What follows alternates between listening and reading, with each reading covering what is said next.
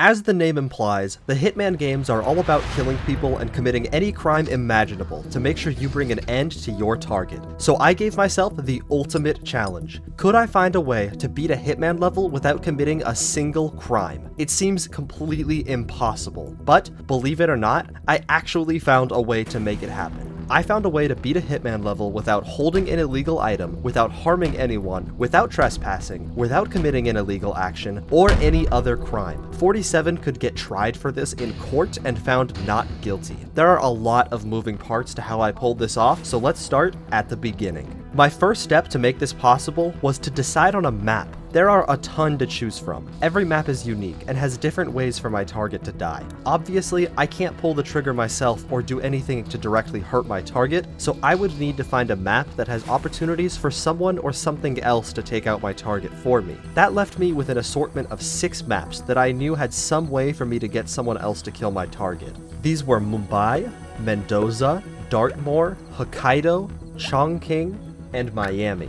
I tested these maps a lot, and luckily the game makes it really easy to tell if I'm doing something illegal, as this big red exclamation point will show up if something is illegal, and nearby guards will also get mad at me for illegal actions without this exclamation point. But in every other level I would get to a point where I just couldn't progress any further, and had to do something with that big exclamation point to move forward. Eventually, I found that the only map that would give me a chance at this would be one of my personal favorites, Dartmoor. This map takes place in a huge mansion in England, where my target, Alexa Carlisle, is holding a fake funeral for herself while simultaneously investigating the death of her brother, Zachary Carlisle, who apparently committed suicide. I also have a second mandatory objective, which is to retrieve a special file that's located all the way in the top of the manor inside a safe, which is inside Alexa's room. With the level choice selected, it was time to prepare. As I previously mentioned, I can't take any illegal items with me, as holding a gun or any other weapons would immediately disqualify me. The only thing I will be taking with me are coins, which are going to be extremely important later on. I also have to start as a detective. I will have to make the assumption that 47 simply worked his way up the corporate ladder to reach this position, as we never see any unconscious body that he stole these clothes from, nobody is suspicious of me, and there's no sign that a crime was committed. But that's the only assumption I will have to make for the rest of the run. I'm going to have to make this disguise count, as I can't change clothes since that's illegal to guards for some reason. I spawn in the room that Zachary's body was found in, and I'm currently investigating the scene. The first objective I'm going to focus on is stealing the file from the top of the manor. This thing is defended by armed guards, and nobody is allowed in or out unsupervised. Obviously, I can't just climb to the top of the mansion without anyone seeing me and just steal it from the safe, as both pushing the button to reveal the safe and entering Alexa's room are illegal.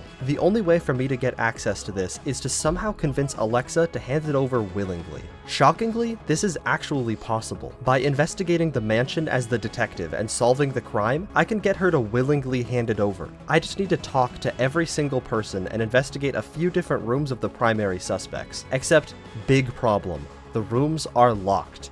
Every suspect's room is locked. Nobody goes in or out, and I can't use a crowbar or a lockpick to break them open, and I don't have keys to the room. I can't present a case without getting into these rooms. So how am I going to get the evidence I need to make a decision? This is where the coins I brought with me come into play. You see, when you throw a coin in this game, NPCs will come over to pick them up, and if there happens to be a door preventing them from leaning over to pick up the coin, they will open it, even if they shouldn't have access to the keys. Even more importantly, because I'm disguised as the detective, I'm not actually trespassing when I enter these rooms. It would show in the bottom left if I was. Presumably, I could just ask these people to let me in and they would, but unfortunately, the game has no mechanics for that. As a matter of fact, this detective outfit allows me to do pretty much anything, including climb in and out of windows and on gutters. This guard commented on the fact that he saw me doing it without caring at all.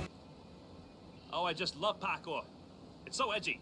Usually, climbing a wall is enough for these guards to give the death penalty, but this detective outfit is like a free pass to go almost anywhere in the mansion. After using the coins to get into the butler's office and collect all the evidence I legally was allowed to, I was ready to present my case to Alexa. I could have chosen to collect evidence on 2 other possible causes of death, but I chose not to because one requires picking up an illegal item and the other I need for later. I presented my case to Alexa, and she took me to her room, where I was now no longer trespassing since she allowed me inside. After explaining to her that the butler killed Zachary, I then asked for the file as a reward rather than money. This caused her to figure out that I was actually Agent 47, but it also made her think that I wasn't here to kill her. And she was completely correct. She agreed to let me have the special file for solving the case, and handed it over without any conflict. She also chose not to punish the butler for his crime and to keep it a secret, which is perfect for me, because as the omnipotent player, I know the butler is not actually guilty, but by not having Agent 47 collect any more evidence, his hands are completely clean, although I would never hire him as a detective. Since I had completed my job as the detective, I was no longer needed in the home. It would be loitering for me to stay inside too long. So, I began heading outside, and once I had reached my motorcycle, I was informed that my target had died in her living room, across the map. But I just left after solving the mystery, so how did this happen? You see, when I was investigating the house earlier for this case, I stumbled upon a locked greenhouse. Normally, you would need to pick a lock to get in, but I once again used the coins, and a nearby gardener who was strapped for cash pushed the door open to let me inside. Once again, I wasn't trespassing thanks to being a detective. Inside, I saw a strange machine that was in need of repairs. 47, wanting to be a good, helpful detective, grabbed a wrench from outside that anyone was allowed to use and fixed the machine. It just so happened that Alexa's niece, Emma Carlisle, has been trying to use this very machine to create a poison to kill Alexa, and was the true culprit behind the murder of Alexa's brother. She used this machine to make a poison for Zachary, and then used a secret passageway to enter his room and poison him without anyone noticing. In the process, she broke the machine used to create the poison. She is also trying to kill Alexa in an act of revenge for her late father, who Alexa and Zachary killed years ago. Of course, 47 had no way of knowing this. He just walked into the greenhouse and fixed the machine, completely ignoring everything else inside, as he already had all the evidence he needed on the butler. Once Alexa had conducted a family meeting to discuss the death of Zachary, Emma decided it was once again time to strike, and went outside to make another batch of poison. When she found that her machine was working again, she made the lethal poison and snuck back inside. After pacing around and carefully checking that nobody was looking, she sneakily put the poison in a drink she knew was made for Alexa. She then returned to her family matters like nothing had ever happened. Without so much as a clue, Alexa drank from the poisoned cup and died the same way as her brother. As she collapsed and fell to the floor, I was just reaching my motorcycle, ready to continue my life as a detective and solve another mystery. And that's how I completed a Hitman level without trespassing, committing an illegal action, holding something illegal, hurting anyone, being intentionally dishonest, or even seeing the crime take place. 47 can finally go home as an innocent man. Thank you for watching. If you enjoyed, please like and subscribe.